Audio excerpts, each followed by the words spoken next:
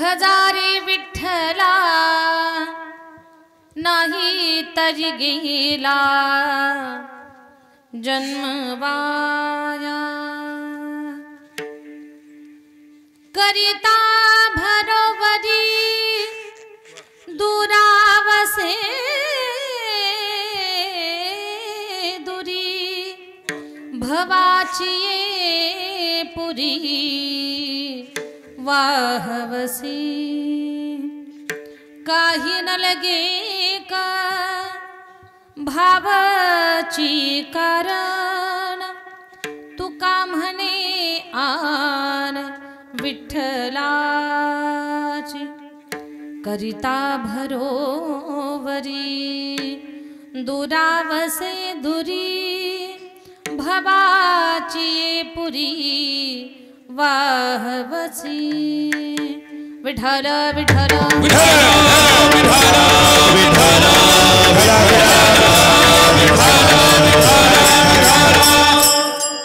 पांडुरंगा करू प्रथम नमन पांडुरंगा करू प्रथम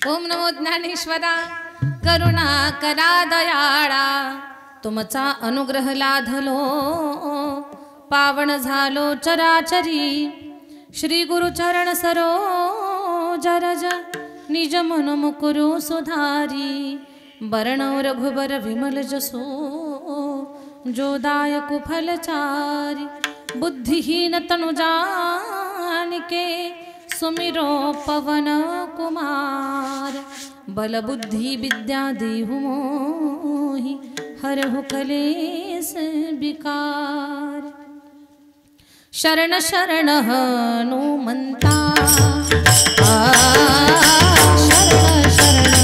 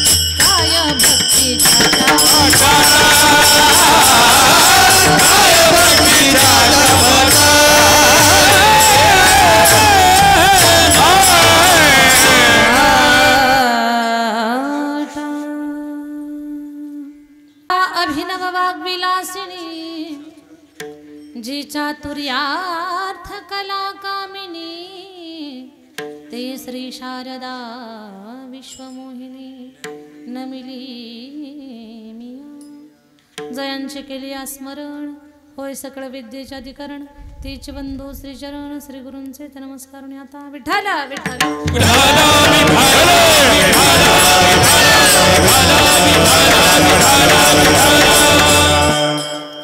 सांगतो तुम्हासी भजारे विठ्ठला नाही तरी गेला जन्म वाया. करिता भरोवरी दुरावसे दुरी भवाची पुरी वाहवसी. प्रस्तुत कीर्तन रूपी सेवेसाठी निवडलेला अभंग. महान भगवत भक्त श्रीमंत संत वैराग्याचे महामूर्ती, वैराग्याचं ज्वलंत प्रतीक असणारे सदेह वैकुंठाला जाणारे पाचव्या वेदाचे निर्माते विश्ववंद्य जगद्गुरु तुकोबाराया तुकोबारायांचा 3 चरणाचा अतिशय उत्कृष्ट असा अभंग आज या प्रसंगी सेवेसाठी निवडलेला आहे. की ज्या अभंगाच्या माध्यमातून एक माणसातला माणूस जागा करण्याचं काम, मानवी जीवनाचं मेन उद्देश काय आहे, ध्येय काय आहे, त्या ध्येयापर्यंत घेऊन जाणारा हा अभंग किंवा दिशा दाखवणारा अभंग आज या प्रसंगी सेवेसाठी निवडलेला आहे. अभंगाकडे वळण्यापूर्वी अल्पसा परिहार द्यायचा.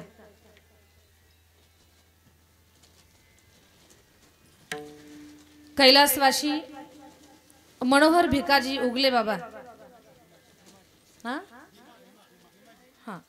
कैलासवासी मनोहर भीमाजी उगले बाबा यांचं प्रथम पुण्यस्मरण आहे. आणि त्या पुण्यस्मरणानिमित्तानं बाबांचे सुपुत्र एकत्र आले आणि सगळ्यांनी मिळून स्वर्गीय पित्याच्या आत्म्याश्चिर शांती लाभावी याच्यासाठी एक आध्यात्मिक हा प्रयत्न आहे. बाबांचे सुपुत्र श्रीमान सुनीलजी मनोहर उगले, श्रीमान राजेंद्र मनोहर उगले, सौ मीना नवनाथ सरोदे या मुलगी आहेत, सुना नातवंड आणि खूप मोठा असा हा उगले परिवार आहे. 2 भाऊ 1 बहीण. आज या 3 भावंडांसाठी वडिलाचं छत्र हरवलंय. वर्षभर तर ती जाणीव आहेच, पण आज 1 वर्षापूर्वी या ज्या परिवारामध्ये जे दुःख आलेलं होतं त्या दुःखाची प्रकर्षानं आज आठवण होते आहे. आणि या प्रसंगी आपल्या सगळ्यांच्या जीवनामध्ये वडिलांचं नेमकं काय स्थान असतं, वडील आपल्या जीवनाचा किती मोठा आधार असतात, या गोष्टीवरती मी प्रकाश टाकण्याचं काम करणार आहे. श्रीमान हे वाळीबा आहे का, वाळीबा भीमा उगले हे त्यांचे भाऊ आहेत. श्रीमान भिका भीमाजी उगले भाऊ आहेत. सौ गंगूबाई भोर या बहीण आहेत. असा हा पूर्ण परिवार. आणि इथे स्वर्गीय उगले बाबांच्या स्मृतीमध्ये जे कीर्तन आहे ते खूप चांगल्या पद्धतीने आपल्याला पार पाडायचंय. ज्या पित्यानं जग दाखवलं, ज्या पित्यानं जन्म दिला, जगायला शिकवलं, स्वतःचं नाव दिलं, स्वतःचं गाव दिलं, परिवार दिला, मित्र दिले, आयुष्यभर कमावलेली संपत्ती दिली आणि सगळ्यात मोठं जीवन जगण्यासाठी संस्कार दिले, तर त्या पित्याच्या स्मृतीमध्ये आपण काहीतरी चांगलं केलं पाहिजे या विचारानं हा पूर्ण परिवार भारावून गेलेला. आणि त्यांनी या कीर्तनाचं नियोजन केलं. बऱ्याच दिवसापासून ही सेवा माझ्याकडे यावी ही त्यांची इच्छा होती. मध्यंतरी थोडीशी अडचण येऊ लागली एका कथेची, पण परिवाराचा खूप हट्ट होता आणि तात्यांनी आम्हाला सांगितलं, दीदी काही पण करून आपल्याला ही सेवा पारच पाडावी लागेल. तुमच्या कीर्तनासाठी कथा 27 वर्षाची परंपरा कथेची बदलल्या गेली आणि आम्ही इथे येऊन पोहोचलो. कालपर्यंत आम्ही सोलापूर जिल्ह्यात प्रॉपर शहरात माझी कथा होती, अवंतीनगरला. तिथे काल्याचं कीर्तन झालं आणि आम्ही इकडे आज पोहोचलो. या कीर्तनासाठी महाराष्ट्रामध्ये भगवान परमात्माचा खूप मोठा आशीर्वाद घेऊन ज्यांचा यशस्वी प्रवास चालू आहे आणि भगवान परमात्माच्या आशीर्वादानं अगदी एक आध्यात्मिक समाधान ज्यांच्या जीवनामध्ये आहे असे आदरणीय हरिभक्त परायण आमचे रविदास बाबा जगदाळे. एकदा रविदास बाबांसाठी टाळी झाली पाहिजे. आणि उत्कृष्ट असं ज्यांचं गायन आहे, तसं तर मी तर नेहमीच म्हणते की ज्यांच्या कंठामध्ये सरस्वती आहे, किंवा साधना कशाला म्हणतात, अभ्यास कशाला म्हणतात, जो ज्यांच्या कंठातून पाहायला मिळतो, फार सुंदर अप्रतिम गाणं ज्यांचं आहे असे आदरणीय हरिभक्त परायण आमचे रविदास बाबा मते आहेत. मते बाबांसाठी सुद्धा टाळी झाले पाहिजे. एवढं सुंदर गातात की ऐकत राहावं असं वाटत होतं. आणि हरिभक्त परायण सचिन महाराज डावकर आहेत. डावकर डावकर डावकर हा ना चूक होते, एक अक्षर बदलते. सचिन महाराज डावकर आहेत. आमच्या हरिभक्त महाराज नामदेव महाराज देवकर आहेत. या दोन्ही आमच्या दादांसाठी एकदा टाळी झाली पाहिजे. आणि मृदंगाची खूप छान अशी साथ देणारे आदरणीय हरिभक्त महाराज आमचे किरण महाराज. एकदा किरण बाबांसाठी जरा जोरात टाळी झाली पाहिजे. किती सुंदर वाजवलं तुम्ही आणि तुम्हाला साऊंड सुद्धा साथ देतोय. फार सुंदर. महाराष्ट्रभरामध्ये या सगळ्या मंडळीचं अगदी कौतुक होतं. सगळ्यांचं प्रेम स्नेह प्राप्त होतो. आम्हीच भाग्यवान आहोत की या सगळ्या मंडळीची साथ आम्हाला कीर्तनाच्या माध्यमातून मिळते, म्हणून आम्ही स्वतःला भाग्यवान समजतो. अन्यथा यांची साधना, यांचा अध्यात्मातला प्रवास, रोजची बैठक हा जर विचार केला आम्ही खूप लहान आहोत या सगळ्या मंडळीमध्ये. तर आपल्या या सर्व गुणीजनांना मी स्वतः वंदन करते.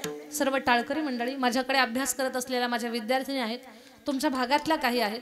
आमची पौर्णिमा कडू ही इगतपुरी तालुक्यातली पहिली महिला कीर्तनकार आहे. तुमच्या बाळा तुझं गावाचं नाव काय? चिंचोली गावच्या 2 मुली आहेत. आमच्या काय आडनाव घुगे, हां आमची तनुजा घुगे आहे, त्याची बहीण आहे राधिका. आणखी सर्व गुणीजन मंडळी सगळ्यांना सप्रेम जय हरी. काही परिचित मंडळी आहेत. आमचे ज्ञानेश्वर भाऊ इथे आलेले आहेत. त्याचबरोबर कीर्तांगलीची काही मंडळी इथे आलेली आहेत. राजगुरू साहेब त्यांचे फोन येतात आज, प्रत्यक्षात त्यांना मी पाहिलं. हां आमचे राजगुरू भाऊ आहेत. त्याचबरोबर आमचे पगार तात्या आहेत, आमचे शिंदे मामा आहेत. सगळी बरीचशी परिचित मंडळी आहे. मनोहर काका आहेत जाधव, ज्यांच्याकडे बऱ्याच लोकांकडे माझे कीर्तन झाले, त्यांच्याकडे ती सगळी मंडळी इथे समोर कीर्तन ऐकण्यासाठी बसलेले आहेत. त्याच्यावर कीर्तांगलीचे आमचे ज्ञानेश्वर भाऊ आहेत. आदी करून सगळ्यांना सप्रेम जय हरी, सादर वंदन. वेळ न घालवता चिंतनाला सुरुवात करू, कारण सेवा वेळेत पूर्ण करून मला पुढे जायचं. विनेकरी बाबा खूप चांगल्या प्रकारची साऊंड सिस्टीम आहे, यांच्यासाठी एकदा टाळी वाजली पाहिजे. विठ्ठल विठ्ठल. आठवणीमध्ये आम्हाला जिवंत ठेवण्याचं काम जे करतायत ना असे युट्यूब चॅनल वाले, त्यांचं काय नाव आहे? हा उद्धव भाऊ यांचं युट्यूब चॅनल, गजर हरी नावाचं हे युट्यूब चॅनल आहे. त्यांचं देखील कौतुक, खूप धन्यवाद. जगद्गुरु तुकोबाराय सांगतात, सांगतो तुम्हासी भजारे विठ्ठला, सांगतो तुम्हासी भजारे विठ्ठला. विठ्ठलाची भक्ती करा, पण नाही केली तर नाही तरी गेला जन्म वाया. साधना न करता, उपासना न करता, कुठेतरी चांगली कामं न करता असंच जर खाऊन शरीर संपवलं तर नाही तरी गेला जन्म वाया. काही लोक ज्या गोष्टीसाठी प्रयत्न करायला पाहिजे ते कुठेतरी बाजूला ठेवतात. ज्या गोष्टी सहज तुमच्या प्रारब्धानं घडणार आहेत त्याच्यासाठी प्रयत्नशील आहेत. प्रपंच करू नका असं कुणीच म्हणणार नाही. कुठल्या साधू संतांना सुद्धा सांगितलं नाही. आम्ही तर संतांच्या विचाराचे प्रचारक आहोत. आम्ही पुढे घेऊन चाललेलो आहोत. व्यापारी आम्ही आहोत, शेतकरी तर मूळ दूर आहेत. म्हणजे माऊली ज्ञानोबा आहे, तुकोबा आहे, यांनी मूळ जमीन कसली आहे. आम्ही फक्त त्यांचा माल घेतो आणि तुमच्या पुढे मांडतोय. त्यांनी सुद्धा सांगितलं नाही की प्रपंच सोडा, आसोणी संसारी जिव्हा वेगू करी. प्रपंच सोडा नाही, पण तुम्ही त्यातून काही वेळ काढून अध्यात्म जपलं पाहिजे. अध्यात्म केवळ तासनतास हातामध्ये जपाची माळ घेणं, आम्ही खूप कीर्तन करणं, आम्ही खूप कथा करणं म्हणजे अध्यात्म किंवा परमार्थ नाही. तर भगवान परमात्मानं लावून दिलेलं कर्तव्य कर्म प्रामाणिकपणे सत्यानं करणं हा आपल्या जीवनातला सगळ्यात मोठा अध्यात्माचा भाग आहे. तर ते आपण केलं पाहिजे. आणि हे जर नाही केलं तर करिता भरोवरी दुरावसे दुरी भवाची पुरी वाहवसी. ईश्वराचं खरं स्वरूप जाणण्यासाठी, खरं आत्मसुखाला प्राप्त होण्यासाठी आणि स्थिर राहण्यासाठी, सदैव आनंदाच्या डोहामध्ये उड्या घेण्यासाठी एकच करावं लागेल. काही न लगे भावची कारण, तुका म्हणे आन विठ्ठलाची. काही न लगे एक भावची कारण, तुका म्हणे आन विठ्ठलाची. समाजात सुद्धा तुम्हाला खूप असं लोकांनी आपलंसं म्हणावं, देवाला सुद्धा वाटावं की हे माझं लाडकं आहे. याच्यासाठी तुमच्या अंतःकरणात अध्यात्म जपा किंवा व्यवहार पहा, भावाचीच गरज आहे. तुमच्या जवळ जोपर्यंत शुद्ध भाव नाही तोपर्यंत इहलोक परलोक कुठेच तुम्हाला मान नाही. भाव ठेवा, समाजातली माणसं सुद्धा तुम्हाला प्रेम देतील आणि ईश्वर तर त्या गोष्टीला भुललेलाच आहे. असा या अभंगाचा अर्थ आहे. याचा विस्तार करू. विठ्ठल विठ्ठल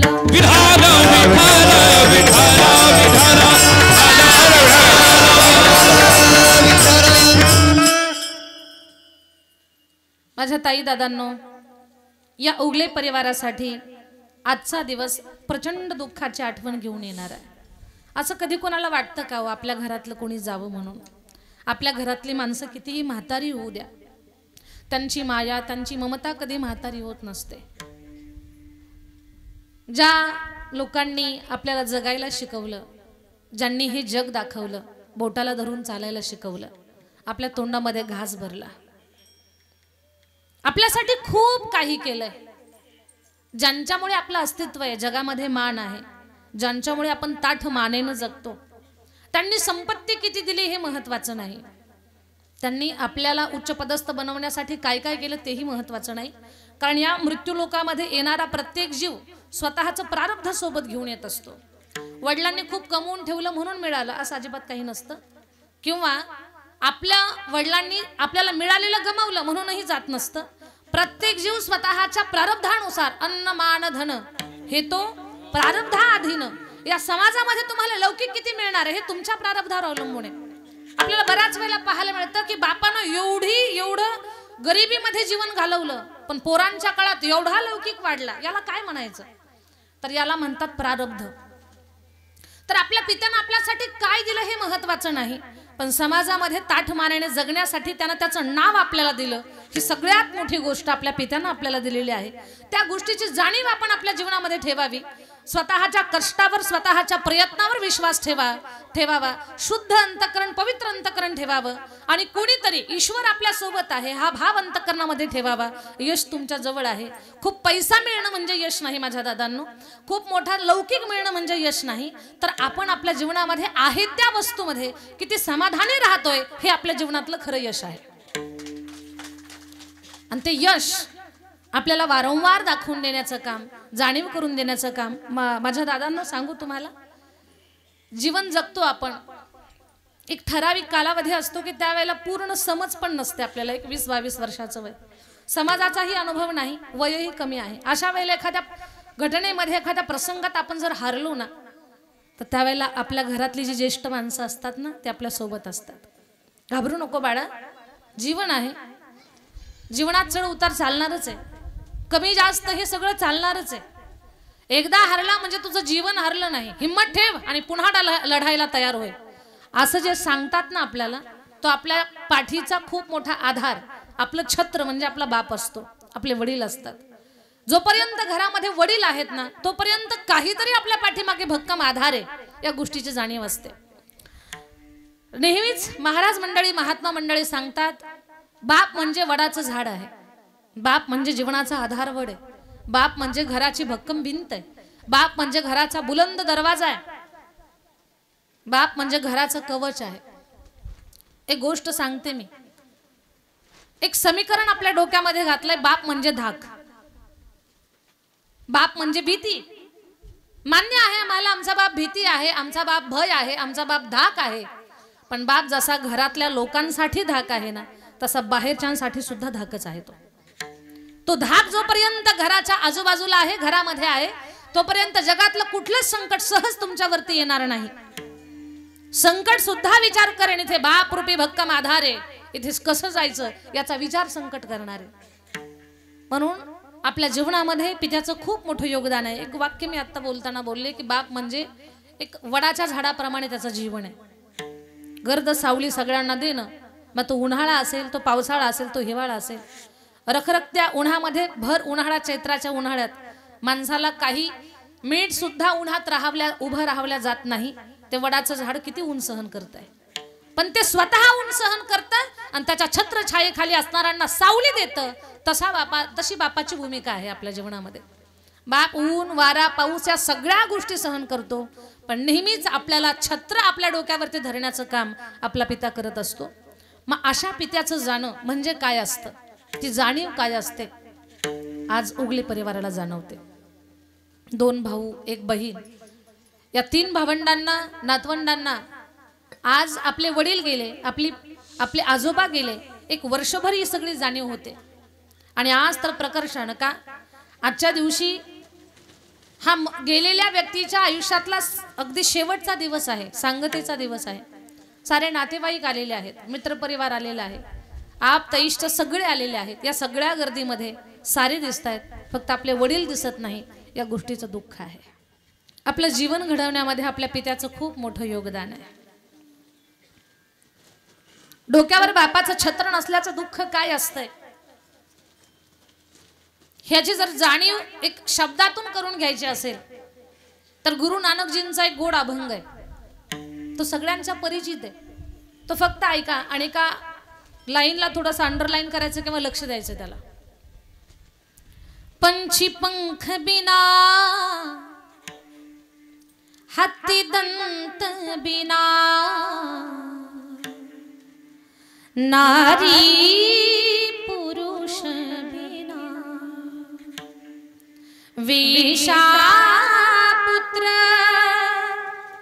पिता बिनहीना वेशा पुत्र पिता बिनहीना वैसे प्राणी भजन बिना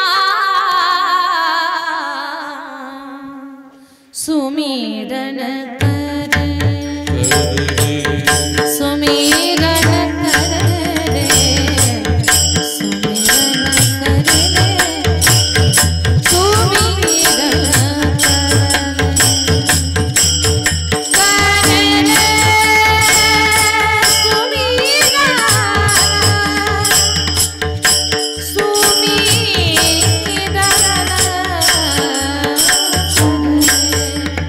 सुमिरन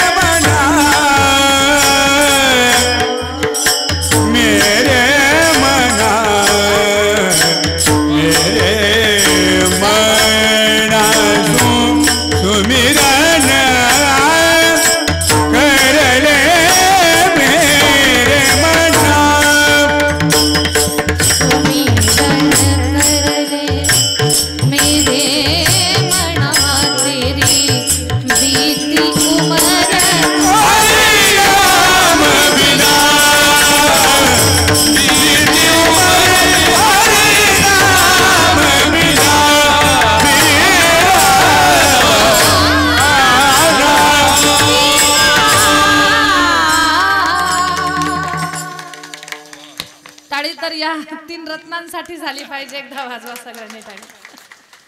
सुमिरण कर नेमकं घ्यायचंय काय? वेशा पुत्र पिता बिनहीना.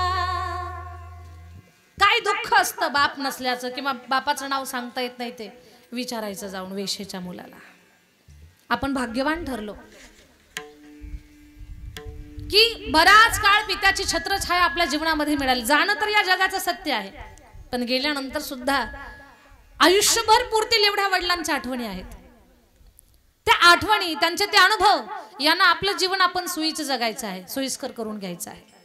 बाप करी जोडी लेकराची ओढी, बाप करी जोडी लेकराची ओढी, बाप करी जोडी लेकराची ओढी, बाप करी जोडी लेकराची ओढी. आपुली परवा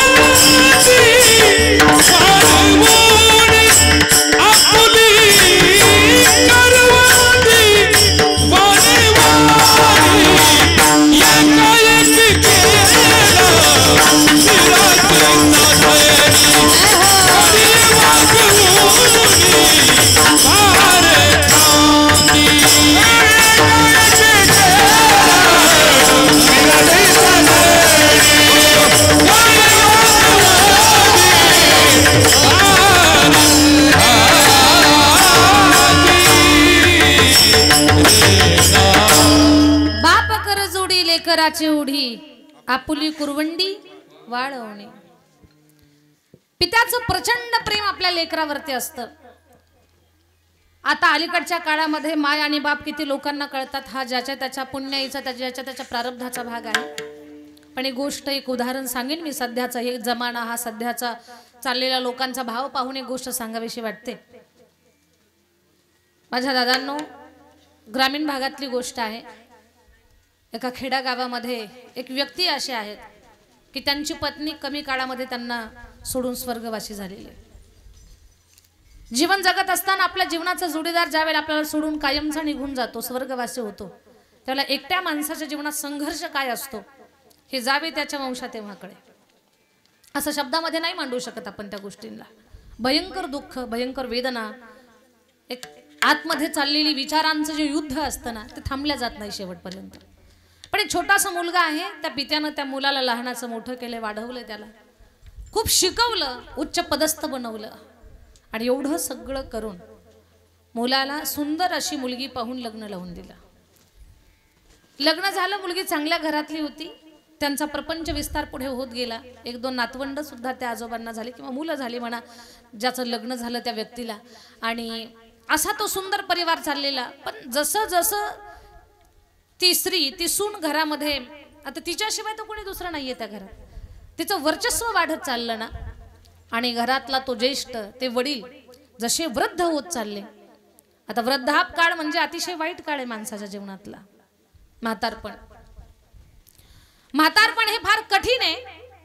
त्या काळामध्ये आपल्या शरीरावरती आपला ताबा राहत नाही. शरीर आपलंच आहे पण आपला ताबा राहत नाही, अशी अवस्था होते. वर्ष 50 होती, वर्ष 50 वर्ष 50 होती, वर्ष 50 होती. हलती दाताच्या पंगती, हलती दाताच्या पंगती,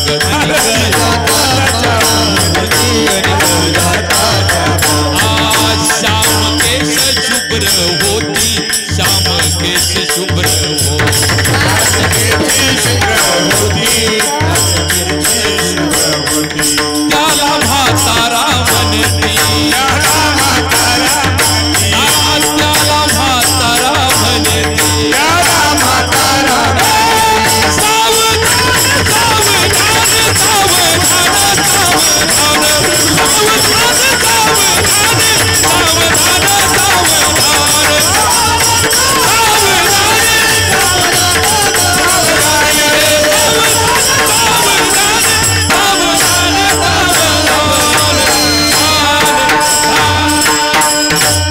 वर्ष 50 ही होती, हलती दातांच्या पंगती, श्याम केस शुभ्र होती, त्यासे म्हातारा म्हणती सावधान सावधान. हे मी पुढे सांगणारच आहे तुम्हाला, सावधान व्हा. पण आमच्या जगदाळे बाबांनी किती गोड प्रमाण दिलं की म्हातारपण कठीण आहे. कानों में पड़ गया ताला, आंखों में पड़ गया जाला, नाक से बहने लगा नाला, अब क्या करे गोपाल. ही अवस्था होणार आहे आपली म्हातारपणामध्ये किंवा प्रत्येकाच्या समोर आहे. म्हातारपण कठीण आहे. मग तो व्यक्ती म्हातारा, नाकमुख गळू लागले, लाळ आणि शेंबुड, वाईट अवस्था. मग सुनबाईनं कुरकुर करावं, टाकून बोलावं. म्हाताऱ्याला दिवसातून 10 वेळा चहाच लागतो, घरामध्येच थुंकतो, त्यानं घर खराब केलं. महाराजांची प्रमाण आहेत. तर हे असं त्याला त्रास व्हायला लागला. आता ती बोलून शांत राहत नाही, आता कान भरण्याचं काम करते.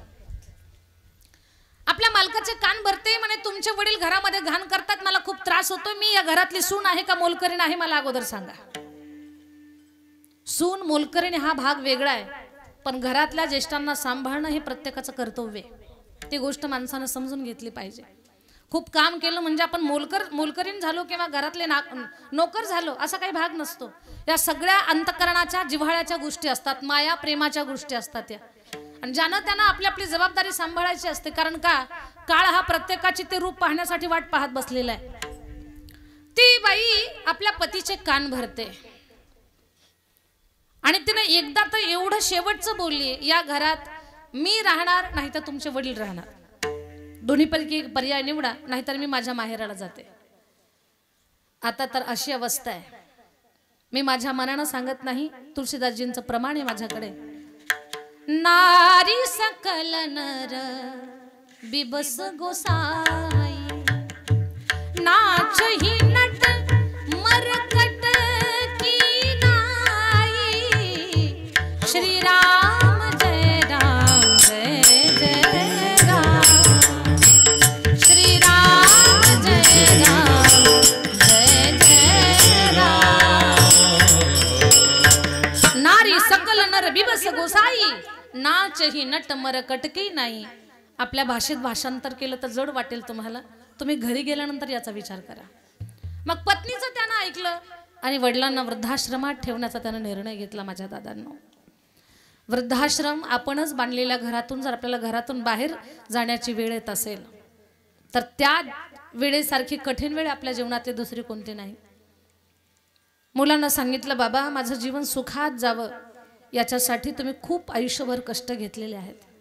आताही माझं जीवन सुखात जावं हा प्रस्ताव मी तुमच्यासमोर मांडतोय, त्याच्यासाठी मला तुमची मदत पाहिजे बाबा. वडील बोलले, बाळा काय करू, माझा प्राण देऊ, आणखी नेमकं काय करू, तुझ्यासाठी काहीही करण्याची माझी तयारी आहे. बाबा एकच करा की घर सोडून तुम्ही वृद्धाश्रमात राहा. हे शब्द जेव्हा कानावर पडले ना माझ्या ताईंनो, कानात गरम तेल टाकावं असं झालं त्या बाबाला. जीवाची लाही झाली, पण लेकराच्या सुखासाठी काही पण करण्याची तयारी. बाळा तू जर सुखी राहणार असशील, तुझा प्रपंच जर सुखाचा होणार असेल तर माझी तीही तयारी आहे. कपड्याचे गाठोडे वगैरे काय असेल बॅगा सगळ्या आवरल्या, महिन्याच्या औषध गोळ्या सोबत घेतल्या. फक्त बापांना सांगितलं, बाळा मला खांद्यावर घे, कारण वृद्धाश्रम असं काही दूर नाहीये, 2 किलोमीटर अंतरावरती. मला खांद्यावर घेऊन जा, एवढंच काम कर. पोरानं बापाला खांद्यावर घेतलं आणि वृद्धाश्रमाकडे चालत निघाला. माझ्या दादांनो, 1/2 किलोमीटरवरती वृद्धाश्रम राहिले. रस्त्याच्या कडेला किलोमीटरचा दगड होता. त्या दगडाकडे पाहिलं बापानं आणि बाप हंबरडा फोडून रडायला लागला. पोरानं बापाला खांद्यावरचं खाली उतरवलं, त्या दगडावर बसलेत वडील, खूप रडतायत. मुलगा विचारतो, बाबा का रडता तुम्ही, मी तुम्हाला वृद्धाश्रमात सोडतो याचं दुःख होतंय का तुम्हाला. बाबा तुम्हाला आईची आठवण येते का म्हणून रडता का. बाबा सांगा ना का रडता तुम्ही. बाबा तुम्हीच बांधलेल्या घरातून तुम्हाला बाहेर येण्याची वेळ आली म्हणून तुम्ही रडता का. बाबा रडू नका ना, मी तुम्हाला महिन्याला भेटायला येत जाईल, मी तुम्हाला नातवंड सुद्धा दाखवायला आणल बाबा, कुठल्या गोष्टीची कमी पडू देणार नाही. पण बाबा का रडता मला सांगा ना, तुमच्या मित्रांना तुम्हाला भेटता येणार नाही का. बाबा का तुम्ही रडताय मला सांगा ना. मुलगा विचारत होता, प्रश्नावर प्रश्नांचा भडीमारा चाललेला होता. वडील हुंदके देऊन रडत होते. एकीकडे त्याला त्या म्हाताऱ्या व्यक्तीला वृद्धाश्रम दिसत होता, दुसऱ्या बाजूला त्यानं बांधलेलं घर त्याला दिसत होतं. वडील रडत होते, मुलगा प्रश्न विचारत होता. आता वडील बोलतायत, बाळा तुझ्या आईची मला आठवण येते म्हणून मी रडत नाही, मला वृद्धाश्रमात जाण्याची वेळ आली म्हणूनही मी रडत नाही, नातवंडाचं तोंड पाहायला मिळेल का नाही म्हणूनही रडत नाही, तू वेळेवर गोळ्या पुरवशील का नाही म्हणूनही मी रडत नाही. बाळा मीच बांधलेल्या घरातून मला बाहेर येण्याची वेळ या म्हातारपणाच्या काळात आली यामुळे मी रडत नाही. मग बाबा का रडता तुम्ही, झालं काय तुम्हाला, यातलं एकही कारण तुमच्या रडण्याचं नाही तर का रडता. बेटा 40 वर्षापूर्वी याच वृद्धाश्रमामध्ये मी माझ्या पित्याला आणून सोडलं होतं. याच दगडावर बसून माझा बाप रडत होता. तू जे प्रश्न विचारलेस मला तेच प्रश्न मी सुद्धा माझ्या पित्याला विचारले होते. पण एवढंच झालं, मी प्रश्न विचारले पण माझ्या पित्यानं मला उत्तर दिलं नाही. त्या 40 वर्षापूर्वीच्या सगळ्या प्रश्नाची उत्तरं आज मला मिळत आहेत म्हणून मी रडतोय. याचा अर्थ काय, जैसी करणी वैसी भरणी. हे मुलाच्या लक्षात आलं आणि त्याच्या डोक्यात प्रकाश पडला. आपल्या आजोबावर आपल्या वडिलांमुळे आईच्या हट्टामुळे ही वेळ आली होती. आज आपण आपल्या पत्नीच्या हट्टासाठी आपल्या वडिलांना वृद्धाश्रमात ठेवतोय. ही परंपरा कुठेतरी थांबली पाहिजे. आज जर मी सुद्धा जी चूक माझ्या वडिलांनी केली ती चूक जर मी केली कळूनही, एवढं शिक्षण घेऊनही, तर भविष्यात माझ्यावरही तीच वेळ आहे आणि ती वेळ येऊ नये म्हणून पोरानं बाप उचलला, खांद्यावर टाकला. 1/2 किलोमीटरचा वृद्धाश्रम नाही 1.5 किलोमीटरचं त्यानं घर गाठलं. बापाला घरामध्ये ठेवलं, बायकोला सांगितलं तुला सेवा करता आली कर, नाही जमली तर मी स्वतः करेन, पण माझ्या बापाला वृद्धाश्रमात ठेवणार नाही. विठ्ठल विठ्ठल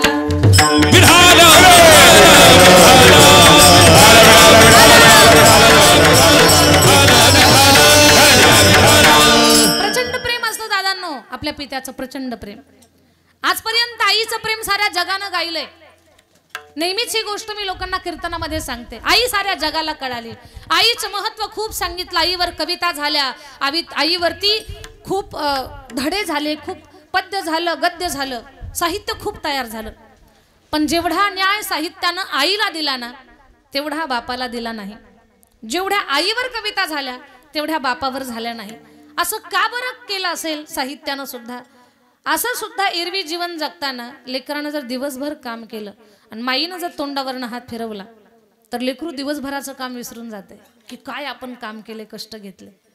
आईचा हात फिरला तर मखमल तोंडावर फिरल्यासारखा होतो आणि बापानं हात फिरवला तर जेसीबीचा बकेट फिरल्यासारखा वाटतो. असं का? का असा भेद? चुलीच्या तोंडाला भाकरी बनवणारी माय दिसते, पण त्या पिठाची व्यवस्था करण्यासाठी मनाचं पोतं पाठीवर घेऊन पळणारा बाप आजपर्यंत जगाला का दिसला नाही? शेतामध्ये खुरपणी करणारी माय दिसते, पण रात्री 2 वाजता उठून शेतात दारे धरणारा बाप आजपर्यंत जगाला का दिसला नाही? मुलगी सासरी जाताना 4 चौघीच्या गळ्यामध्ये पडून रडणारी माय साऱ्या जगाला दिसते, पण मुलीचं लग्न जमलंय त्या तारखेपासून उशीत तोंड घालून रात्र रात्र रडणारा बाप आजपर्यंत जगाला का दिसला नाही? पाहिजे तो न्याय बापाच्या प्रेमाला मिळाला नाही. पण आज या कीर्तनाच्या माध्यमातून आईपेक्षाही बाप जास्त आपल्यावरती प्रेम करतो हे मी सांगितल्याशिवाय राहणार नाही. माझ्याकडे पुरावा आहे, माझ्याकडे प्रमाण आहेत की आईपेक्षा एक काकणभर प्रेम बापाचं जास्त आहे आपल्यावरती. किती प्रेम करतो आपल्यावरती आपला बाप. चला रामायणाकडे. प्रसंग रामायणातला फार गोड प्रसंग आहे. हम कथा सुनाते राम सकल गुण धाम की, हम कथा सुनाते राम सकल गुण धाम की. ए रामायण है पुण्य कथा श्री राम, ए रामायण है पुण्य कथा श्री राम. रामायण पुण्य कथा श्री राम की. रामायण पुण्य कथा श्री राम की. हम कथा सुनाते राम सकल गुण धाम की, हम कथा सुनाते राम सकल गुण धाम की. रामायण पुण्य कथा श्री राम की. रामायण पुण्य कथा श्री राम.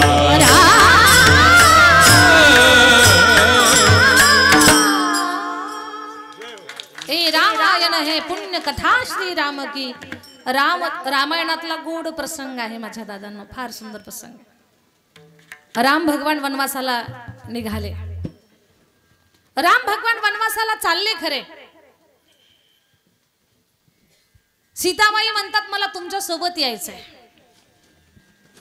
निरोप कसला माझा घेता, जेथे राघव तेथे सीता. सीतामाई निघाल्या.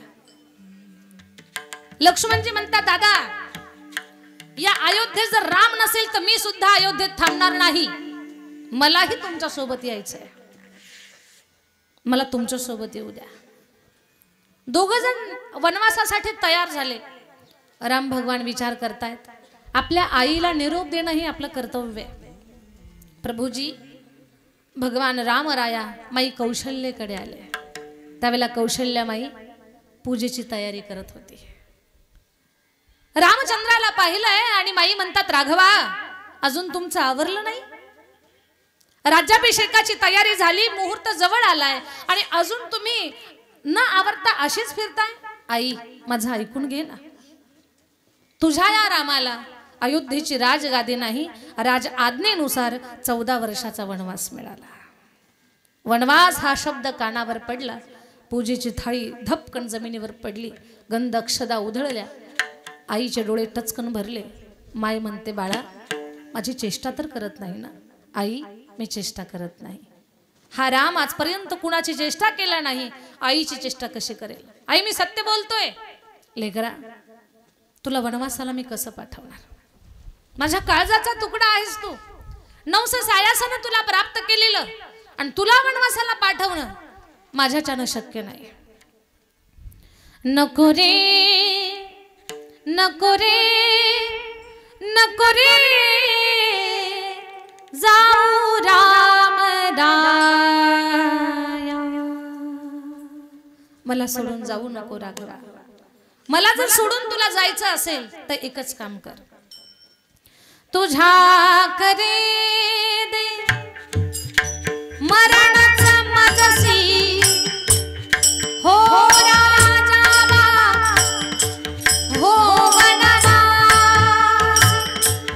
राघवा तुला जर मला सोडून जायचं तर या कौशल्याला तू मृत्यू दे.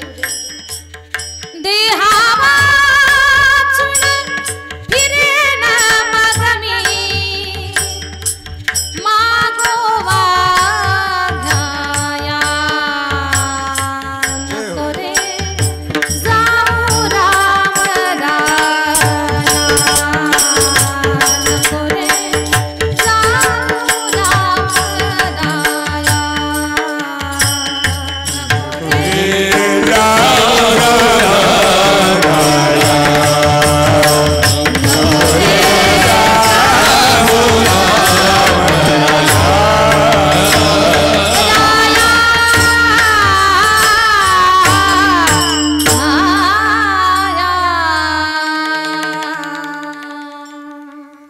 राघवा मला सोडून जाऊ नकोस. तुझ्याशिवाय मी जगू शकत नाही. आई तू मला जाऊ नको म्हणतेस, मग माझ्या वडिलांच्या काळामध्ये तुला रघुवंशाच्या परंपरेला बाद लावायचा का मग. ओ रघुकुली सदा चल आई प्राण जाई पर बचन जाए. राम सिया राम जय जय राम. सिया राम जय जय राम.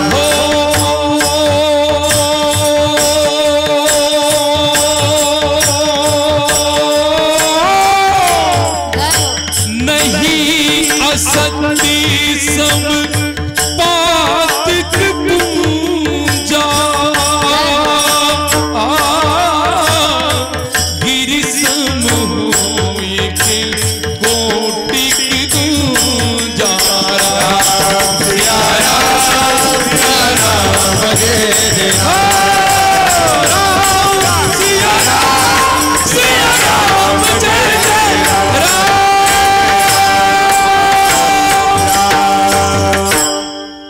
रघुकुल रीति सदा चली आई प्राण जाय पर बचन न जाई. मा वडिलांच्या काळामध्ये परंपरा मोडल्याचा दाग लावायचा काही. परंपरेचा विषय काढला माई शांत झाली आणि कौशल्या माई म्हणते, राघवा ठीक आहे मी तुला आडवी येणार नाही. सांडलेल्या अक्षदा उधळलेली फुलं एकत्र केलं आणि पंचमहाभूताची प्रार्थना केली.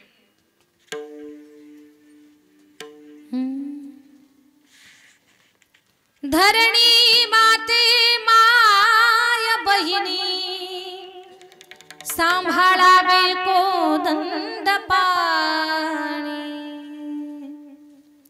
सूर्यवंशी दिनकरा तापू नको रे भास्करा. पंचमहाभूताची प्रार्थना केली. सूर्य भगवंताला प्रार्थना केली, भगवान तुझ्या तप्त किरणांचा त्रास माझ्या लेकराला होऊ देऊ नको. धरणी माता, तुझ्या उदरामध्ये असणारे काटे खडे आहेत ना, माझ्या लेकराला त्रास होऊ देऊ नको. आईच अंतकरण आहे ते. जी जमीन बोलत नाही तिच्याशी बोलते. जो सूर्य आग ओकतोय त्याला प्रार्थना करते. आहो धरणी माया बहिणी सांभाळावा कोकण प्राणी लघुनंदन आई गेला प्रतिकार सुवानिला. आहो धरणी माया बहिणी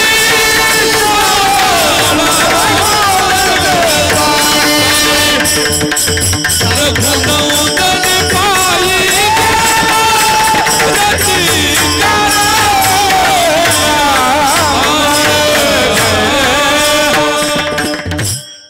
बहिणी सांभाळावे कोदंड पाणी. माझ्या लेकराची काळजी घ्या एवढीच प्रार्थना. आणि भगवान वनवासाला निघाले. वस्त्र बदल कर राज के वलकल पहने आ. वस्त्र बदल कर राज के वलकल पहने आज. बन के है तू मिलने चले माता के दरवाजे. राजा रंग बने ओ देखो राजा रंग बने ओ देखो राजा रंग बने. राजवस्त्रांचा त्याग करून भगवानजीनं वलकल परिधान केले. राम वनवासाला गेले. आणि भगवान वनवासाला गेल्यानंतर रोज कौशल्यामाई म्हणते, मला माझ्या राघवाची आठवण येते. एकच म्हणते, रामा तुझ्याशिवाय मी जगू शकत नाही. ओठामध्ये एकच भजन चालू आहे. कसा मला टाकून गेला राम, कसा मला टाकून गेला राम, कसा टाकून गेला राम, कसा टाकून गेला राम बिन मन चैन पडेना नाही जीवा सिया राम. राम बिन जीव व्याकुळ होतो, राम बिन जीव व्याकुळ होतो. सुचत नाही का बसा मला टाकून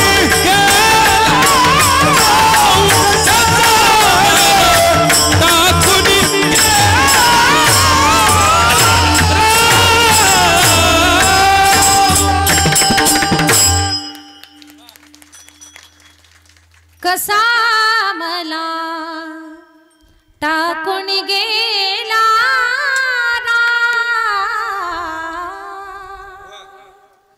माझा राम मला सोडून गेलाय. राम वनवासाला गेले त्या दिवसापासून कौशल्यामाईनं, माझ्या दादांनो माझ्या ताईंनो, केसांना कंगवा लावला नाही, आरशात तोंड पाहिलं नाही. तिच्या जिभेला 14 वर्ष चव कळाली नाही. अंगावरचं वस्त्र फाटलंय, कमळालं हे महाराणीला समजलं नाही. एवढं प्रेम. रामा मी तुझ्याशिवाय जगू शकत नाही म्हणत होती. किती वर्ष? 14 वर्ष. पण लेकरू वनवासाला गेल्यानंतर खरंच ज्याला जगणंच झालं नाही, फक्त बोललाच नाही, जगणंच झालं नाही. आई फक्त म्हणत होती, रामा आम्ही जगू शकत नाही, पण बापाला जगताच आलं नाही. 6 दिवसामध्ये राम राम राम राम माफी मागितली सगळ्यांची. क्षमा करी तू मज कौशल्ये, क्षमा देवते सती उर्मिले. क्षमा प्रजाजन करा चाललो, सुख दुःखाच्या पार. माफ करा मला सगळ्यांनी, मी तुमच्या सगळ्यांचा गुन्हेगार आहे. आणि राम राम राम राम राम राम म्हणून प्राण त्यागला. जगातला पहिला बाप की लेकराच्या वियोगामध्ये 6 दिवसात ज्यानं प्राण त्यागला, त्या बापाचं नाव आहे राजा दशरथ. बाप आहे तो, त्याला जगणं झालं नाही. आणखी एक बाप सांगते मी तुम्हाला. 6 मे गेले, आता हे आठवं मरू द्यायचं नाही. विजांचा कडकडाट आहे, ढगांचा गडगडाट आहे, मुसळधार पाऊस पडतोय, काळोखी रात्र आहे, नदीला दुथडी पाणी वाहतंय, वीज चमकली तरच रस्ता दिसावा अशी अवस्था आहे. डोळ्यात बोट घातलं तरी रस्ता दिसणार नाही. पण लेकराचा जीव वाचवण्यासाठी हजारो वर्ष बेडांनी जखडलेलं शरीर, त्याही अवस्थेमध्ये लेकराला टोपलीमध्ये घालून बाप निघाला आणि पूर आलेल्या नदीमध्ये शिरला. लेकराचा जीव वाचवण्यासाठी स्वतःचा जीव धोक्यात घालणारा जगातला पहिला बाप, त्या बापाचं नाव आहे वसुदेव. बापच आहे तो, आई नाही आली, बाप आला. मला तुम्हाला हिणवायचं नाही, पण तुम्हाला तुमच्या वडिलांची आठवण यावी याची जाणीव मला करून द्यायची. प्रत्येकाला स्वतःचे वडील आठवले पाहिजे की आपल्या बापाचं योगदान काय आपल्या जीवनामध्ये. कोणी म्हणाल मला, ताई तुम्ही रामायणातलं सांगितलं, तुम्ही भागवतातलं महाभारतातलं सांगितलं, श्रीकृष्ण चरित्रातलं सांगितलं, या युगामध्ये माणसं बदलली, प्रेम बदललं. माझ्या दादांनो, माणसं बदलू द्या, व्यवहार बदलू द्या, पण माय बापाचं जे प्रेम होतं ना, तेच प्रेम आजही आहे, त्या प्रेमात बदल झालेला नाही. आजचं उदाहरण सांगते मी तुम्हाला. 350 वर्षापूर्वी एका राजानं आपल्यावरती खूप मोठा उपकार केला. त्या राजामुळे, त्या पित्यामुळे आपलं जीवन आज जे आहे ना, आपली अस्मिता ती जशाच तशी टिकू नये, त्या बापाचे उपकार आहेत आपल्यावरती. कुणाचे? आज आपल्या गळ्यामध्ये माळ, आपल्या गळ्यात टाळ, आपल्या भाळावर बुक्का, आपल्या कपाळावर कुंकू, दारामध्ये तुळस आणि मंदिरावर कळस, महिलांच्या नाकात नथ आणि पुरुषांच्या ओठावर मिशी. कुणामुळे जिवंत असेल तर केवळ महाराष्ट्राचे राजे छत्रपती शिवाजी महाराजांच्यामुळे आहे. त्या छत्रपती शिवरायांचं एवढं मोठं योगदान आहे आपल्या जीवनामध्ये, एवढं मोठं योगदान आहे की बस आपले शब्द सुद्धा कमी पडतील. अरे समुद्राची शाई, पृथ्वीचा कागद आणि मेरू पर्वताची लेखणी केली ना, तरी पण त्या राजाचं वर्णन त्या ठिकाणी आपल्याच्यानं होणार नाही. एवढे प्रचंड उपकार आपल्यावरती आहेत. त्या राजाच्या चरित्रातला एक भाग आहे की त्या भागातून, त्या प्रसंगातून लक्षात येतं बापाचं प्रेम काय असतं. छत्रपती शिवाजी महाराज आग्राच्या कैदेतून पसार झाले, सुटले. महाराज पोहोचले गडावर, पण पाठीमागे त्यांचा प्राण होता. लेकरू म्हणजे मायबापाचा प्राण असतं, मायबापाचा जीव असतो, काळजाचा तुकडा असतो, काळीजच असतं ते. लेकरू पाठीमागे. औरंगजेबाला सुद्धा छत्रपती शिवाजी महाराज आपल्या हातातून सटकले, याचं दुःख कमी आहे. पण आनंद एका गोष्टीचा आहे की शिवाजीचा आत्मा पाठीमागे. शंभूबाळ अजून आपल्या राज्यामध्ये, पकडू त्याला, कारण हा पोर बापाला सव्वा शेर आहे. बाप जर सूर्य असेल तर हा शंभूबाळ चैत्रातला सूर्य आहे. एवढा हा ओकणारा, लाभारस ओकणारा असा आहे हा. आणि अरे आजपर्यंत हिंदुस्थानचा आलमगीर बादशाह औरंगजेब याच्या नजरेला नजर लावून बोलण्याची हिम्मत कुणाची नाही. पण या 9 वर्षाच्या पोरानं माझ्या नजरेला नजर लावली. या पोराच्या नजरेतच ओळखलंय मी की याची ताकद काय आहे. म्हणून हा पोर आपल्या हाताला लागला ना तरी खूप काही झालं. छत्रपती शिवाजी महाराजांना त्यांचं खच्चीकरण करण्यासाठी हा पोर आपल्या हाती लागावा म्हणून पहारा कडक केला. जागोजागी बंदोबस्त. 8-9 वर्षाच्या लेकराच्या कसून चौकशा चालू झाल्या. महाराजांचा जीव कासावीस व्हायचा. रोज एक बातमी गडावर ऐकायला मिळायची. भगवंताची प्रार्थना, भवानीची प्रार्थना, आई माझ्या लेकराला सही सलामतीपर्यंत पोहोचता यावं, याच्यासाठी काहीतरी मला बुद्धी घाल, मला मार्ग दाखव. काय वाटतंय तुम्हाला काय केलं असेल? लेकराचा जीव वाचवण्यासाठी, लेकरू सही सलामत गडावरती पोहोचण्यासाठी जिवंत लेकराचं श्राद्ध घातलं छत्रपती शिवरायांनी. आपल्या हाताने सुनेच्या कपाळावरचं कुंकू पुसलंय. वाऱ्यासारखी बातमी पसरली की शंभूबाळ मरण पावले, त्यांचं श्राद्ध घातलं महाराजांनी. औरंगजेबाला बातमी जाऊन पोहोचली. औरंगजेबाला आनंद झाला. भगवंता, ए अल्लाह, जे काम मला करायचं होतं ना ते तूच केलं, तुझी किती मोठी कृपा माझ्यावर आहे. त्याला आनंद झाला. शंभूबाळ मेला, पहारा शिथिल केला आणि पहारा जसा शिथिल झाला शंभूबाळाची वाट मोकळी झाली.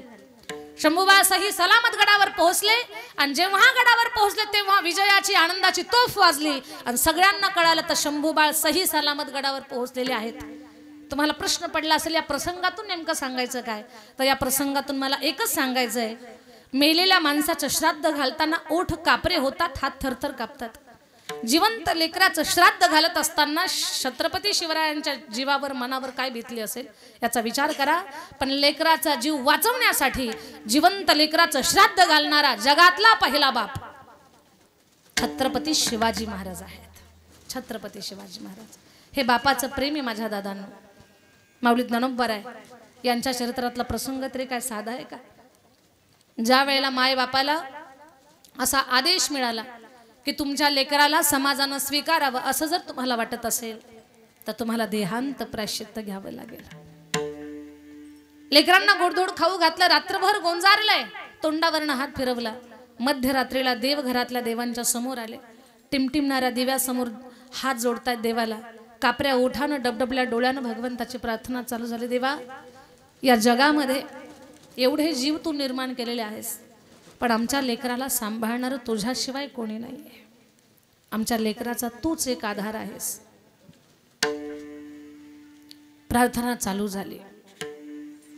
कासावीस प्राण मन तळमळी, कासावीस प्राण मन तळमळी, कासावीस प्राण मन तळमळी, कासावीस प्राण मन तळमळी.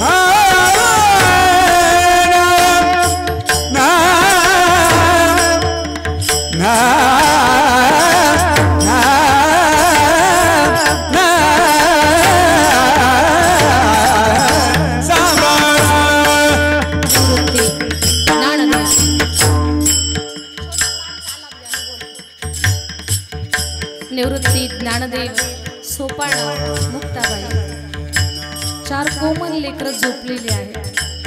त्यांना कसलंच माहिती नाहीये की आजची ही रात आपल्यासाठी खूप मोठा एक भयंकर दिवस पुढे घेऊन येणार आहे. आपण पोरके होणार आहोत. माई बापाचं छत्र डोक्यावरचं हरवणार आहे. रात्रभर डबडबल्या डोळ्यानं विठ्ठलपंत रुक्मिणी माता दोघे जण देवाला प्रार्थना करतात. देवा, आज आम्हाला आमच्या लेकरांचं पूर्ण बालपण आठवतंय. त्यांच्या तोंडामध्ये भरलेला घास, समाजातली माणसं एक एक व्यक्ती एक एक बोलतोय आमच्या लेकराला. बस संन्याशाची मुलं हे त्यांच्यासाठी जे शब्द बाहेर पडतात ना ते कुठेतरी थांबावे. तू निर्माण केलेल्या सृष्टीमध्ये त्यांना सन्मानाने जगता यावं देवा, म्हणून आम्हाला संपवण्याचं काम करतोय. आमच्या लेकरांना न्याय मिळावा म्हणून आम्ही केलेल्या चुकांचं प्रायश्चित्त घेतोय भगवान. रात्रभर भगवंताची प्रार्थना चालू आहे. पहाट होण्याची वेळ जवळ आली. विठ्ठलपंत म्हणतात, रुक्माई थोडा सावर घाला, मनाला सावरा. मान्य आहे मला, एका आईला लेकर सोडणं फार कठीण असतं, पण पर्याय नाही. लेकरांच्या जीवाला सुख मिळावं, समाजानं त्यांना स्वीकारावं, याच्यासाठी आपल्याला आहुती आपली द्यावीच लागणार. तुमची माया आवर्ती घ्या. रुक्माईने माऊलीच्या तोंडावरनं हात फिरवला. मुक्ताईचा पापा घेतलाय. सोपानाकडे डोळे भरून पाहिलं आणि निवृत्तीनाथाकडे पाहताना मनामध्ये आस. निवृत्तीनाथा, तुम्ही मोठे आहात, तुम्ही शहाणपणानं राहावं, सगळ्यांची काळजी घ्यावी, आई वडिलांची भूमिका तुम्ही बजवायची. मनामधलं अंतकरणातलं झोपलेल्या निवृत्तीनाथांच्या समोर मांडलंय आणि मायबाप निघाले. इंद्रायणीच्या डोहामध्ये उड्या घेतल्या, प्राणज्योत मालवली. भगवंताची ती प्रार्थना आजही या आसमंतामध्ये घुंगते.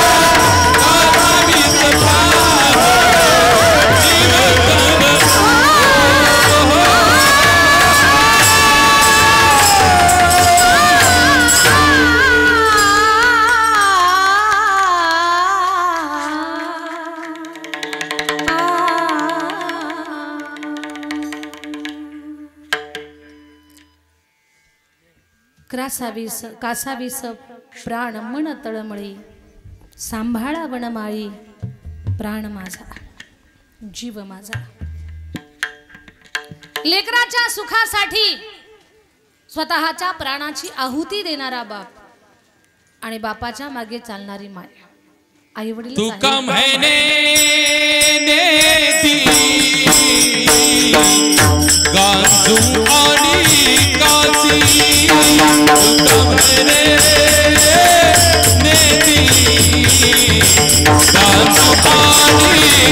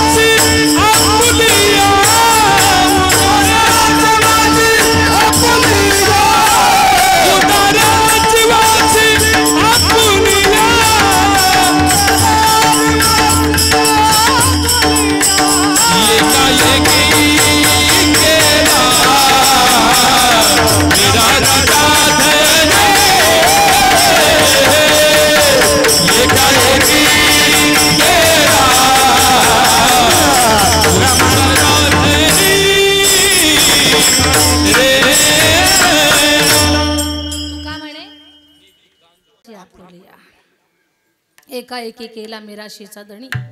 सगळ्या बोलण्याचा एकच सार आहे की बापाचं प्रचंड प्रेम आपल्यावरती आहे. याच्या पलीकडे काही नाही. फक्त ते जाणून घ्या, ते समजून घ्या. त्याच्यासाठी मन जागा असावं लागतं, अंतःकरण जागा असावं लागतं. बस प्रचंड प्रेम असणारं पितृछत्र या उगले परिवाराच्या डोक्यावरचं हरवलंय. त्यांनाही प्रकर्षानं जाणीव होते आहे. बस मनामध्ये ठरवलंय की आपण आपल्या वडिलांच्या आठवणीमध्ये काहीतरी चांगलं केलं पाहिजे. नाही तर जाणं या जगाचं सत्य आहे. इथं कोणीच अमर नाही माझ्या दादांनो, न बोलणारा ना ऐकणारा.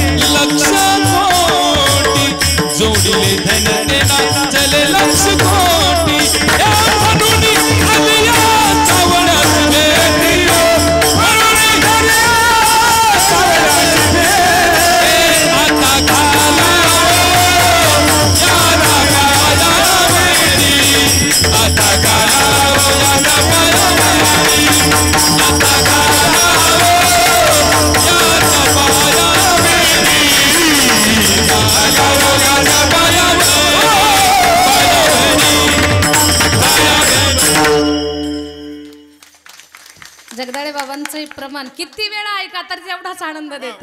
खूप जिवंतपणा याच्यामध्ये. खूप खूप येणं एकले हो जाणे ही शेवटी. खूप सुंदर. याचा भाव एकच आहे की जो आलेला त्याला जावं लागणार आहे. जाणं या जगातलं सत्य आहे. इथं कोणी अमर नाही. उपजेते नासे नासिले पुनरपी दिसे. आणि हे चक्र चाललेलं आहे. पुनरपी जननम पुनरपी मरणम पुनरपी जननी जे ठरे शयनम. भगवान प्रभू रामचंद्र सुद्धा आपल्या भरताला समजावून सांगताना सांगतात, भरता जरा मरण यातून सुटला कोण प्राणी जात. दुःख मुक्त जगला कारे कुणी जीवना. वर्धमान ते चाले मार्ग रे क्षयाचा. पराधीन आहे जगती पुत्र मानवाचा. दोषणा कुणा. जाणं या जगाचं सत्य आहे. इथं कोणीही अमर नाही. बस देव आज्ञा झाली, हॅलो म्हटलं की हॅलो म्हणावंच लागतं. थांबा, थोडा वेळ द्या, असं अजिबात नाही. कुणालाच नाही. तिथे अपीलच नाही. जावंच लागणार. माझ्या दादांनो, जायचं सगळ्याला, जाणारही आहेत. पण शेवट एवढा सुंदर व्हावा ना. स्वर्गीय कैलासवासी मनोहर बाबा उगले यांच्या आठवणीमध्ये जसं आज हरी कीर्तन होतंय ना, किमान आपल्या आठवणीत टाळ तरी वाजावा. एवढं सुंदर आपलं जाणं व्हावं. आणि खरंच मनोहर बाबा उगले यांचा पुण्य, त्यांच्या जीवनातला पुण्याचा भाग सांगते मी तुम्हाला, समजून घ्या. अधिक मास चालू आहे सध्या. अधिक मास हा अधिक मास म्हणजे श्रावणामध्ये आलेला आहे. म्हणजे तब्बल 19 वर्षानंतर हा अधिक मास अशा पद्धतीचा आलेला आहे. आणि या अधिक मासामध्ये एकदा राम म्हणा 10 वेळा म्हटल्याचं पुण्य मिळतंय. हे या पर्व काळाचं वैशिष्ट्य आहे. आणि अशा काळामध्ये एखाद्याला देव आज्ञा होणं, एखाद्याचं पुण्यस्मरण येणं, श्राद्ध येणं म्हणजे साधी गोष्ट नाहीये. हे त्यांच्या गेलेल्या माणसाच्या पुण्याचं लक्षण आहे. असे पर्वकाळ मिळण्यासाठी खूप काही पुण्य गाठी असावं लागतं, पदरी असावं लागतं. आज तर बाबांच्या या मृत्यूचा सोहळा किंवा हा पुण्यस्मरणाचा सोहळा पाहून असं म्हणावंसं वाटतं, देवा संतांचे शब्द सार्थ झाले. यासाठी केला होता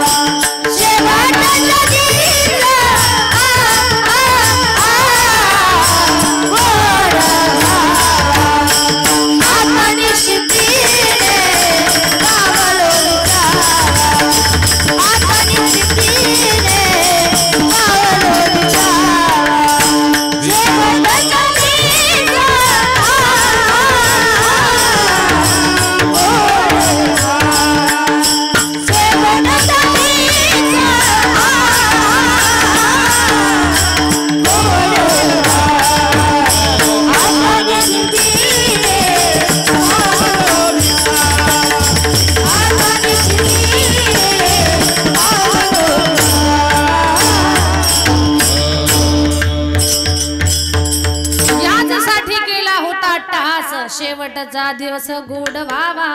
शेवट सुंदर झाला पाहिजे आणि शेवट सुंदर होण्यासाठी अभंगात सांगितलंय पहिल्या चरणात. सांगतो तुम्हासी सांगतो तुम्हासी भजारे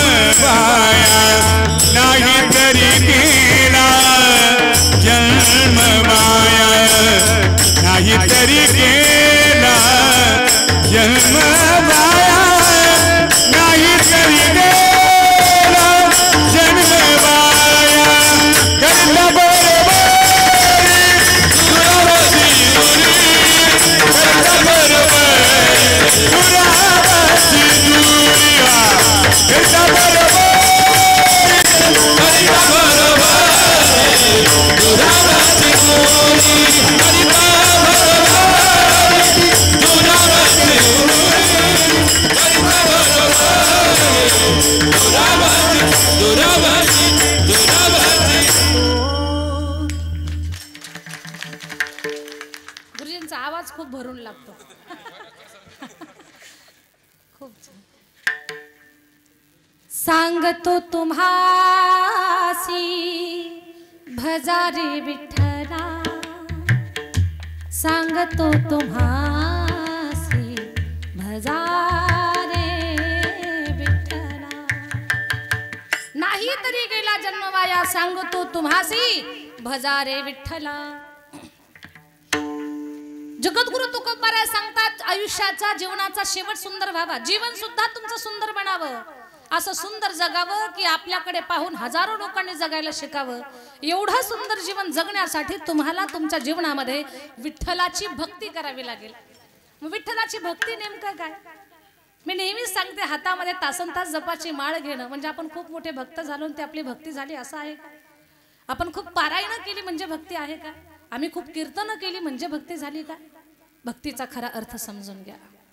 भगवान परमात्मानं लावून दिलेलं कर्तव्य कर्म मी सुरुवातीला सांगितलं ते प्रामाणिकपणे जबाबदारीनं सत्यानं पार पाडणं आपल्या जीवनातली ती खरी भक्ती आहे.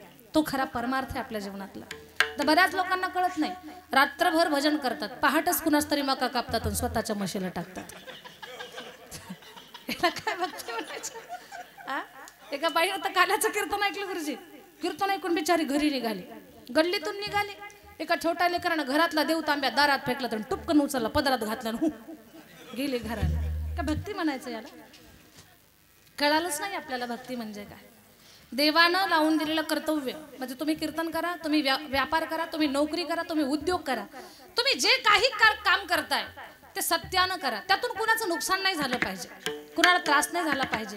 ते काम करणं याचा अर्थ ती तुमच्या जीवनातली खरी भक्ती आहे. देहधारी जो जो कोणी विहित नैत्य कर्म सदाचार नीती धर्म वेगळा धर्म तुला आठवावे गावे तुला आठवावे गावे हाची एक नेम देह प्रपंचाचा दास सुखे करो काम सुखे करो काम तुझे रूप चित्तीरा मुक्ती तुझे नाम तुझे रूप चित्तीरा मुखी तुझे नाम देह प्रपंचाचा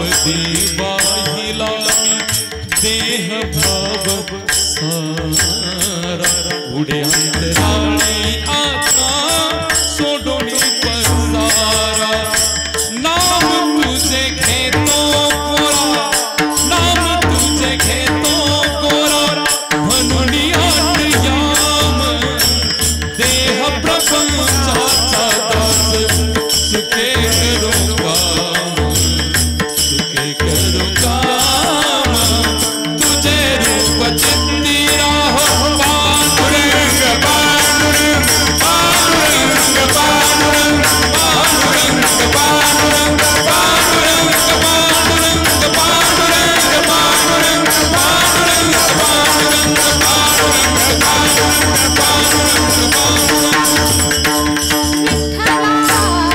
पांडुरंग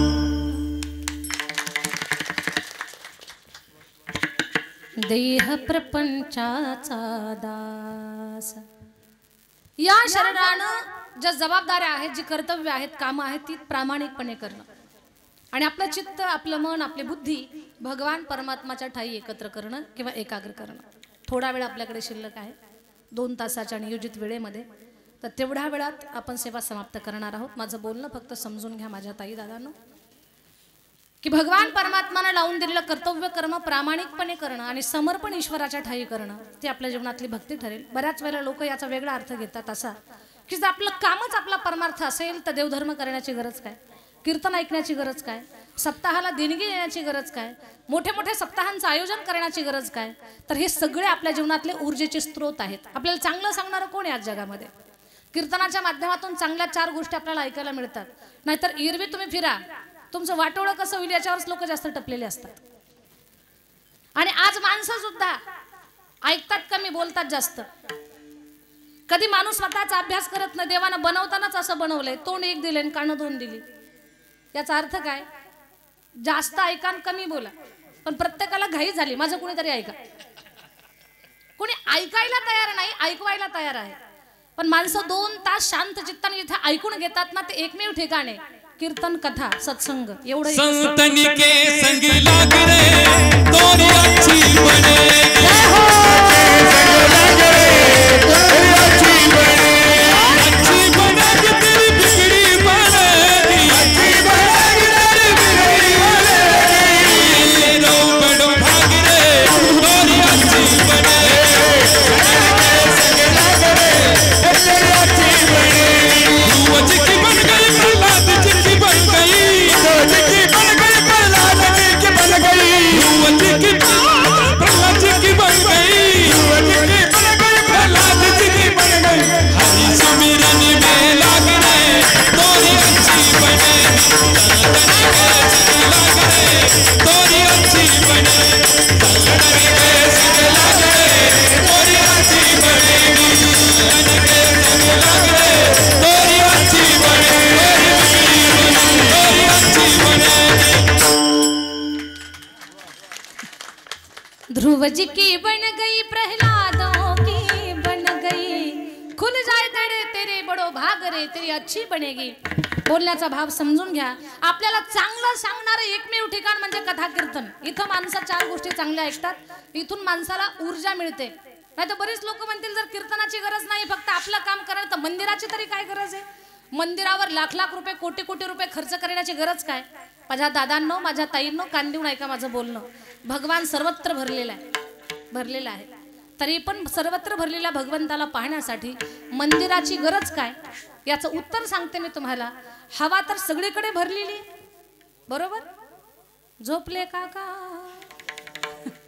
हवा सगळीकडे भरलेली आहे, तरी पण टायर पंक्चर झाल्यानंतर पंक्चरच्या दुकानची गरज काय? घ्या ना अशी भरा त्याच्यामध्ये. टायर पंक्चर झाल्यानंतर जसं दुकानातच जावं लागतं त्याच्या पंक्चरच्या, तसं जेव्हा मन दुबळं होतं, आपण हरल्यासारखे होतो, ऊर्जेसाठी मंदिराचीच गरज आहे, तेव्हा मंदिरातच जावं लागेल तुम्हाला. इतर ठिकाणी कुठेच नाही. देव तर तसा सगळीकडे भरलेला आहे, पण त्यांना आपल्याशी बोलावं, आपण आपलं मन त्याच्याजवळ मांडावं, याच्यासाठी मंदिराची गरज. पण आपल्या कामामध्ये ईश्वराला पहा. कर्तव्याला पाठ फिरवू नका, स्वतःची जबाबदारी समजून घ्या. माझ्या जनाबाई त्यांनी आपल्या कामामध्ये देवाला पाहिलं, देवाला अडवलं. झाड लोट करी जणी केर भरी चक्र पाणी पाटी घेवुनिया शिरी नेवुनिया टाकी दोरी जनाबाईनं झाडून काढलं तर देवानं केर भरावा जनाबाईनं गोऱ्या वेचल्या तर देवानं भरून घेऊन जाव्या देवानं सुद्धा मदत करावी जनाबाईनं भांडे स्वच्छ केले तर देवानं धुवून काढावेत घासले तर धुवून काढावेत प्रत्येक काम जनाबाईचं भगवान परमात्मानं केलंय जनाबाईनं जात्यावर दळण्यासाठी बसल्या तर देवानं घास भरावा जात्याच्या मुखी घालते मोत्याचे दाणे जात्याच्या मुखी घालते मोत्याचे दाणे तुझे कृपेने विठ्ठला उणे नाही रे मला तुझे कृपेने विठ्ठला उणे नाही रे मला जात्याच्या मुखी घालते मोत्याचे दाणे जात्याच्या मुखी घालते मोत्याचे दाणे तुझ्या कृपेने मला विठ्ठला काही नाही उणे जनाबाई स्वतःचं काम प्रामाणिकपणे करत होत्या थांबल्या होत्या पंढरपुरात रोज देवाला पाहण्यासाठी पण आता एवढ्या कामात व्यस्त झाल्या की देवाला पाहायला वेळ नाही पण भगवंताच्या नामाची चिकाटी कामातली सत्यता प्रामाणिकपणा सोडला नाही म्हणून विटेवरचा भगवान वीट सोडून जनाबाईच्या झोपडीत आल्याशिवाय राहिला नाही जनाबाईच्या झोपडीमध्ये आला प्रत्येक काम करू लागला याच्यातून मला एकच सांगायचं तुम्हाला की भक्ती अशी करा ती भक्ती तेव्हाच ठरेल जेव्हा आपल्या कर्तव्यामध्ये कामामध्ये प्रामाणिकपणा येईल तेव्हा म्हणून सांगतो तुम्हासी भजारे विठ्ठला नाही तरी गेला जन्म वाया अन्यथा करिता बरोबरी दुरावसे दुरी भवाची पुरी वाहवसी एकच करा काही न लगे का भावाचे कारण तुका म्हणे आण, तुका म्हणे आण, विठ्ठलाची करिता बरोबरी दुरावसे दुरी करिता बरोबरी दुरावसे दुरी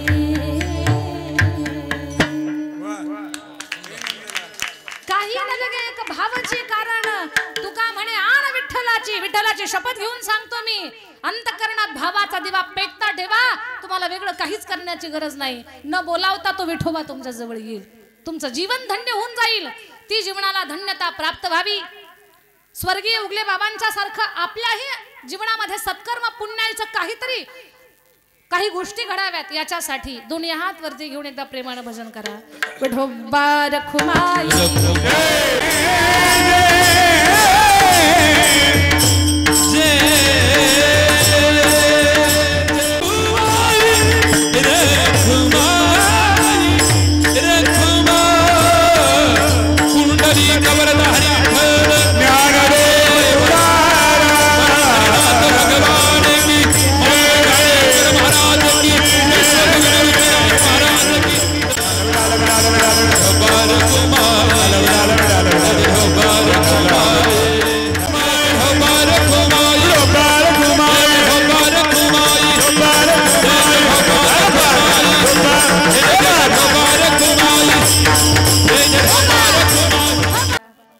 यांना तर सद्गती मिळालीच आहे कारण एवढ्या मोठ्या पुण्यपर्वकावर त्यांची आठवण होते आहे बस त्यांच्या परिवारामध्ये स्वर्गीय बाबांच्या आठवणीमध्ये अशीच सत्कर्माची धर्माची कामं घडत यावीत आणि या जो काही उगले परिवार आहे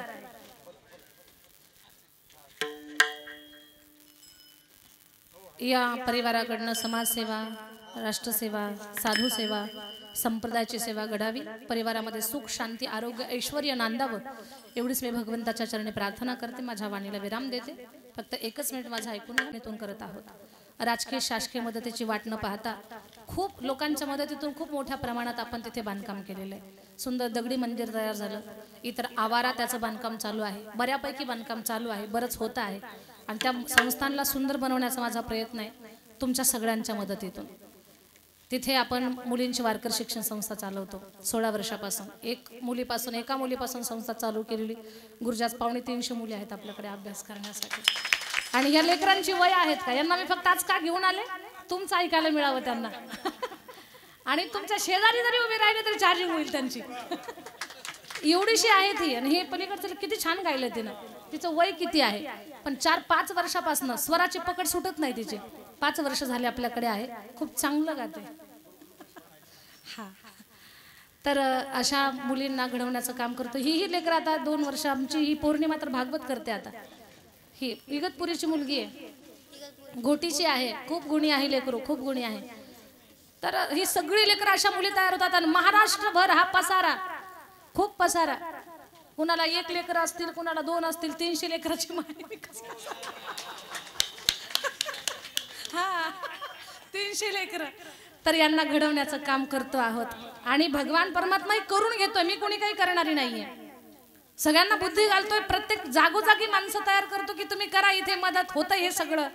आणि एनर्जी सुद्धा. एवढा प्रवास तरी पण अजून मी कधी थकले हे मला जाणवत नाही. ही सुद्धा भगवंताची कृपा आहे.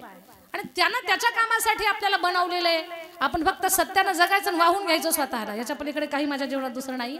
तर हे जे काम करतोय आपण मुलींना घडवण्याचं किंवा संस्थांच्या बांधकामाचं, तर या कामात तुम्ही सगळ्यांनी मला मदत करावी. जोपर्यंत संस्थांचं काम पूर्ण होत नाही तोपर्यंत माझी झोळी तुमच्यामध्ये फिरतच राहणार आहे. प्रत्येकाला विनंती आहे, तुम्हाला जसं शक्य असेल तसं कल्याण समिती संस्थांच्या बांधकामामध्ये मला अर्थसहाय्य करा. दात्याचं नाव माईकमध्ये पुकारण्याचा प्रयत्न करू. छोट्याशा दानानं कुणाला गरिबी येणार नाही, पण जे काम हाताला धरले त्याला मदत होईल. आणि तुमच्या सगळ्यांना पुण्य तुमच्या वाट्याला प्राप्त होईल. आणि अधिक मासाचा पर्व काळ आधीच, अधिक आहे आज. काही जरी तर तेव्हा तुमच्या पदात अधिक पडणार आहे. म्हणून सगळ्यांना विनंती, या गोष्टीची नोंद घ्या. झालेली सेवा माऊलींच्या चरणी अर्पण करते. ज्ञानेश्वर